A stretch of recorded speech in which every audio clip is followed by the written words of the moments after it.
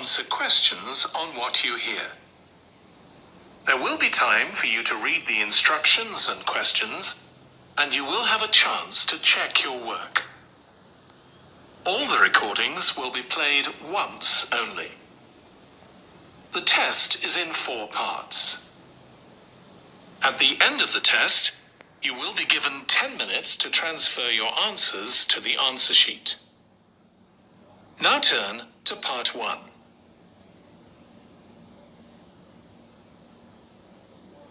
Part 1.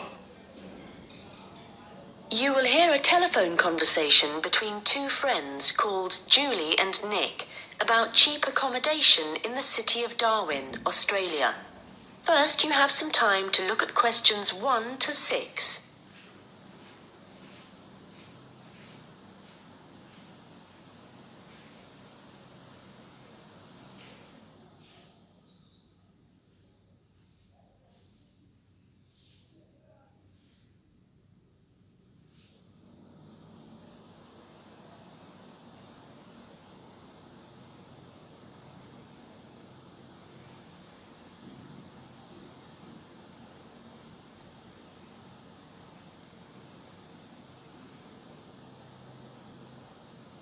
Hi Nick, it's Julie.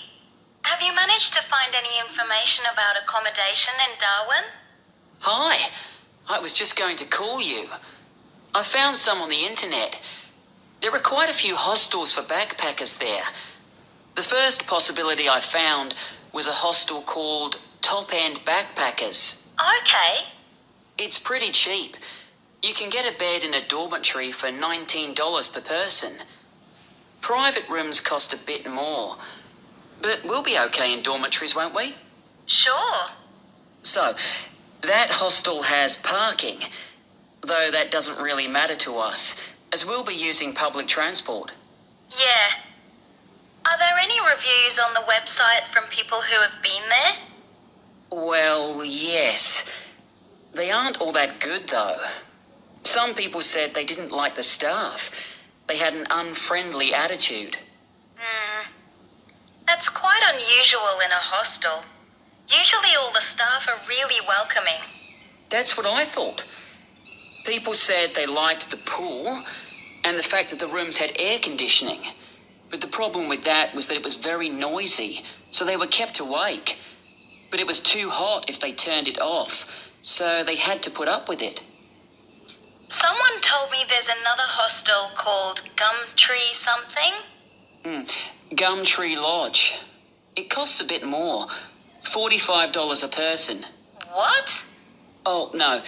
That's for private rooms. It's $23.50 for the dorms. That's more like it. It looks to be in quite a good location. A bit out of town and quiet, but with good transport and quite near a beach. Has it got a pool? Yes, and its own gardens. The reviews for that one are mostly okay, except for one person who said they couldn't sleep because there were insects flying around in the dormitories. Not for me then. And I'd rather be somewhere central, really. Right. There's a place called Kangaroo Lodge. They've got dorms at $22, and it's downtown, near all the restaurants and clubs and everything. So that should suit you. And it doesn't close at night. So there's always someone on reception? That sounds good. The only criticism I saw was that the rooms were a bit messy and untidy because people just left their clothes and stuff all over the beds and the floor. Don't hostels usually have lockers in the bedrooms where you can leave your stuff? Yeah, they do usually, but apparently they don't here. Still, hostels are never particularly tidy places, so that doesn't bother me. And the same person said that the standard of cleanliness was pretty good, and especially the bathrooms. They were excellent as far as that went. Right. Yeah, I reckon Kangaroo Lodge sounds the best. Me too. Quite a lot of people reviewing it said it was really fun there. Like every night everyone staying there got together and ended up having a party. So it sounds like it's got a really good atmosphere. Okay, let's go for that one. Before you hear the rest of the conversation, you will have some time to look at the questions 7 to 10.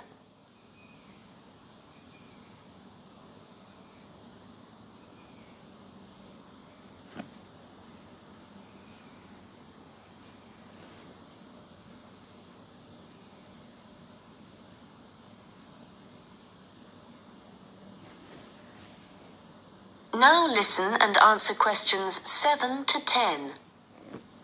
Did you get the address of Kangaroo Lodge? Yes, it's on Shadforth Lane. Can you spell that? Shadforth.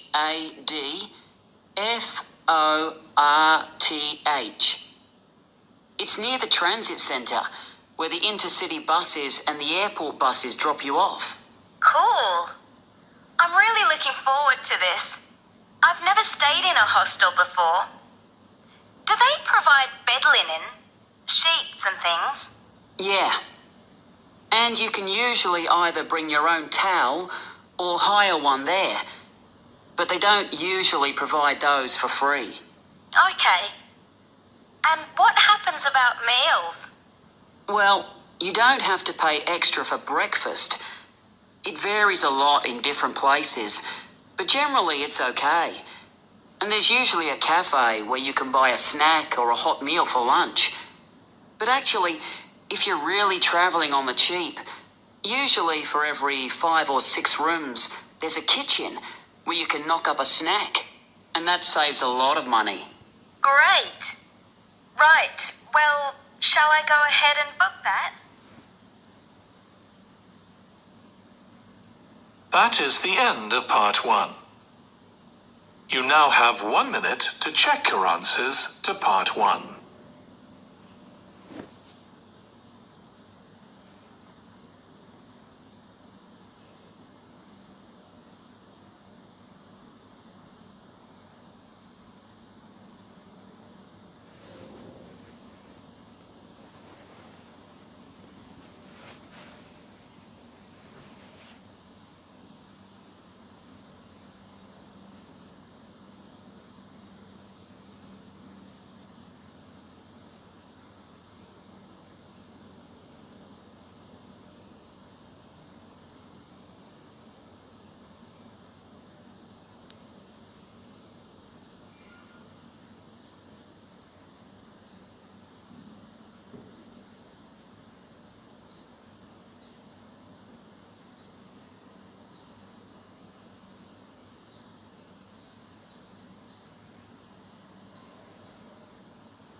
Part 2. You will hear a guide at an outdoor sculpture park talking to a group of visitors. First, you have some time to look at questions 11 to 16.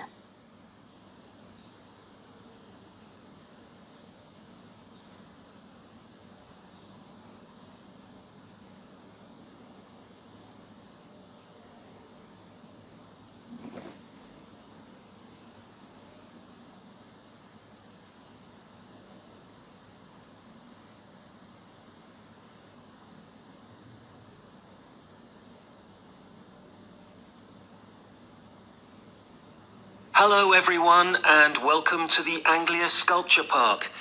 Right, well the idea behind the sculpture park is that it's a place where works of art such as large sculptures and carvings can be displayed out of doors in a natural setting. As you'll have noticed when you drove here, most of the land around the park is farmland. The park itself belonged to a family called the De Quinces, who had made a lot of money from manufacturing farm machinery and who also owned substantial stretches of forest land to the north of the park. They built a house in the centre of the park, not far from where we're standing now, but this burnt down in 1980 and the De Quinces then sold the land. The Anglia Sculpture Park isn't the only one in the country. Several of the London parks sometimes display contemporary sculptures, and there are a couple of other permanent sculpture parks in England. But we're unique in that some of our sculptures were actually created for the sites they occupy here, And we also show sculptures by a wider range of artists than anywhere else in the country. For example, at present we have an exhibition by Joe Tremaine of what he calls burnt sculptures. These are wood and stone sculptures that he's carved and marked with fire to illustrate the ferocity and intensity of the forces that have shaped our planet over millions of years. They look really dramatic in this rural setting. To see some of the sculptures, you'll need to follow the path alongside the lower lake. We had to renovate this after the lake overflowed its banks a couple of months ago and flooded the area. The water level's back to normal now, and you shouldn't have any trouble. The path's very level underfoot. You should be back at the visitor centre at about 4 o'clock. If you have time, it's worth taking a look at the centre itself. It's not possible to go upstairs at present, as builders are working there adding another floor, but the rest's well worth seeing. The architect was Guy King. He was actually born in this part of England, but he recently designed a museum in Canada that won a prize for innovation in public buildings. If you want to get something to eat when you get back, like a snack or a sandwich, the terrace room is currently closed, but you can go to the kiosk and buy something, then sit on one of the chairs overlooking the lower lake and enjoy the view as you're eating. Before you hear the rest of the conversation, you will have some time to look at the questions 17 to 20.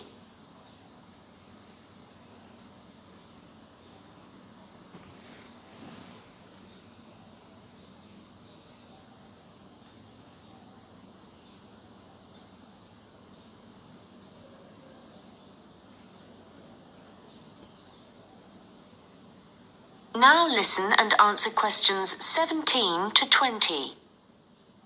Now, let me just tell you a bit about what you can see in the sculpture park. If you look at your map, you'll see the visitor centre, where we are now, at the bottom, just by the entrance. Since we only have an hour, you might not be able to get right around the park, but you can choose to visit some of the highlights. You might like to take a look at the Joe Tremaine sculptures, which are displayed on this side of the upper lake, just behind the education centre and near the bridge. They're really impressive, but please remember not to let your children climb on them. One of our most popular exhibitions is the Giorgio Catalucci bird sculptures. They're just across the bridge on the north side of the lower lake. I love the way they're scattered around in the long grass beside the lake, looking as if they're just about to take to their wings. You could also go to the garden gallery. It's on this side of the upper lake. From the visitor centre, you go to the education centre, then keep on along the path and you'll see it on your right. There's an exhibition of animal carvings there which is well worth a look. We also have the Longhouse. That's quite a walk. From here, you go to the bridge and then turn left on the other side. Soon you'll see a winding pathway going up towards the northern boundary of the park. Go up there and you'll find it at the top. They have some abstract metal sculptures that are well worth seeing if you have time. Okay, well, now... That is the end of part 2. You now have 30 seconds to check your answers to part 2.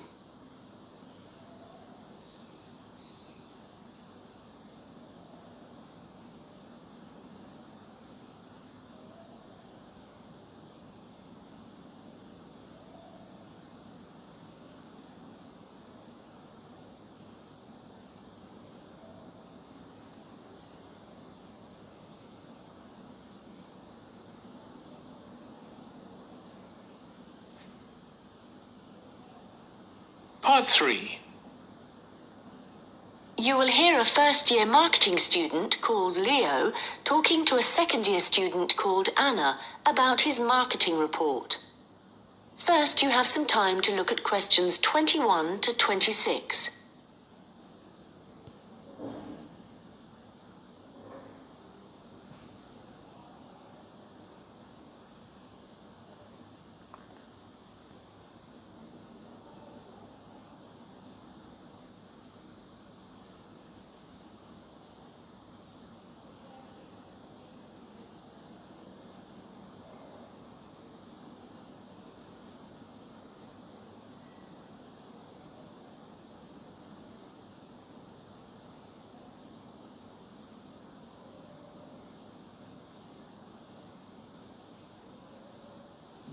Anna, I wanted to ask you about my marketing report. I'm not sure about it. That's okay, Leo. So what do you have to do? Choose a product or service, then compare two organizations that produce it. I'm doing instant coffee. But haven't you got a weekend job in a clothing store? Why didn't you choose clothing? That was my first thought, because I thought it'd give me some practical examples. But when I searched for men's clothing on the internet, there were hardly any articles. So then I looked for coffee, and I found there were tons. Yeah, there are so many brands on the market now. Okay, so how much have you actually written? I've done part 1 on economic and technological factors. I found some good data on technological changes, how in Australia, fewer people are buying instant coffee because of cheap coffee percolators that they can use to make real coffee at home. But there's also a movement away from drinking coffee. Switching to things like herbal teas instead, because they think it's healthier. But that's not really to do with technology. It's more cultural. Anyway, for part 2, I'm comparing two instant coffee companies, Coffee Now and Schaffers. And I've made this table of products. Right. Let's see. So you've got the brand names and prices and selling size and descriptions. Okay, the table looks good. You'll get marks for research there. Where will it go? In the section on the marketing mix, under product. Not in the appendix? No. Okay, but it's too factual on its own. You need to add some comment in that section about the implications of the figures. Right, I'll do that. Now, I want to say that I think that Schaffers is more of a follower than a leader in the coffee industry. Now, I'm putting that in the section on market share. Does that seem okay? Let's see. So, you've begun by explaining what market share is, that's important. But you've got to be careful how you give that opinion. Do you think it should go in another section? Well, it's fine where it is, but you've got to back it up with some data, or they'll say your report lacks weight. Okay. One thing I'm worried about is finding anything original to say. Well, since this is your first marketing report, you're not expected to go out and do interviews and things to collect your own data. You're just using published data. So the analysis you do might not throw up anything that people didn't know before. But the focus is more on how you handle the data. I mean, you might take something like a graph of sales directly from a website, but what makes your work original is the perspective you provide by your interpretation of it. Oh. You know, it's all so different from business studies assignments at school. It's really surprised me. What? How much research you have to do? I expected that. It's more, I knew exactly what I had to do to get a good grade at school. And I knew I'd be expected to go more deeply into things here. But I haven't got information on how the lecturer is going to grade my work, what he's looking for.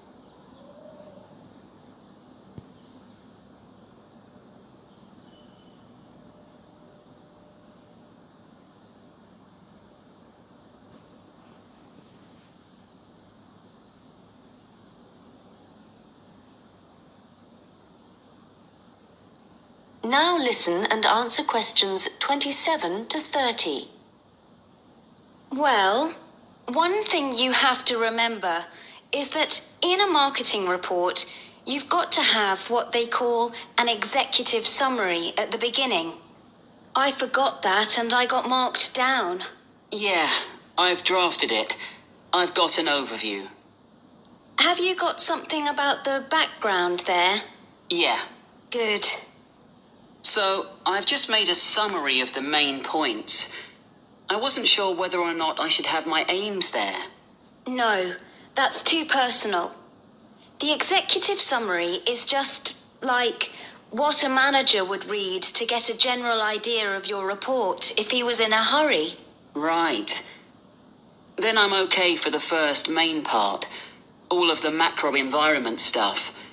But it's when I get onto the problem section, I've listed all the problems that Coffee Now and Schaffers are facing. But then what? Well, you have to prioritize. So indicate the main problems, and then you analyze each one by connecting it with a theory. That's where your reading comes in. Okay. Have you done your implementation section yet? I've thought about it. So that's where I write about what could be done about the problems. Yes. And it's got to be practical, so don't forget to specify things like who would be involved, and the cost, and the order that things would be done in. Right. Well, that shouldn't take long. You'd be surprised. Actually, that's the bit that tends to get badly done because people run out of time. That and the conclusion. Oh, any hints for that? Well, it's got to draw out the main points from your report. So it's got to be quite general. You need to avoid introducing new stuff here. It's got to sum up what you've said earlier. Okay. Thanks, Anna. That's been a big help. That is the end of part 3. You now have 30 seconds to check your answers to part 3.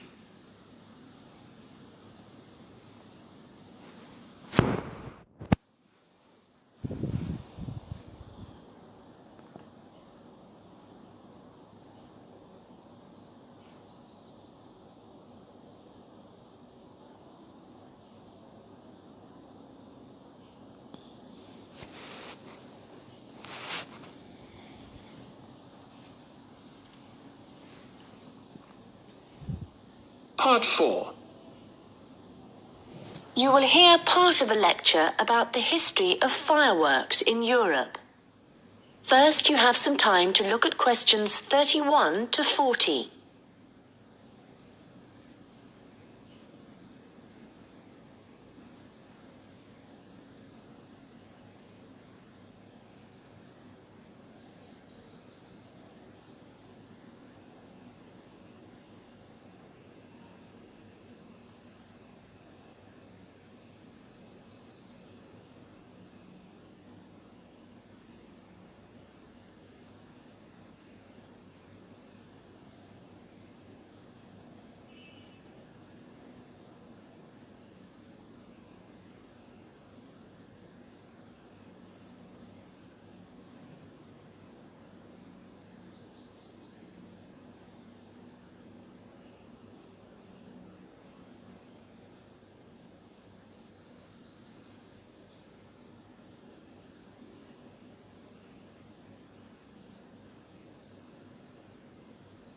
Now listen carefully and answer questions 31 to 40.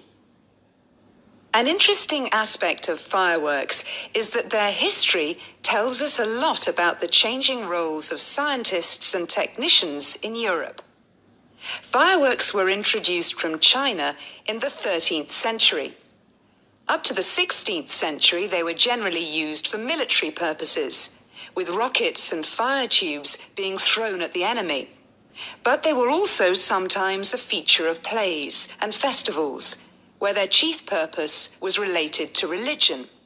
By the 17th century, the rulers of Europe had started using fireworks as a way of marking royal occasions.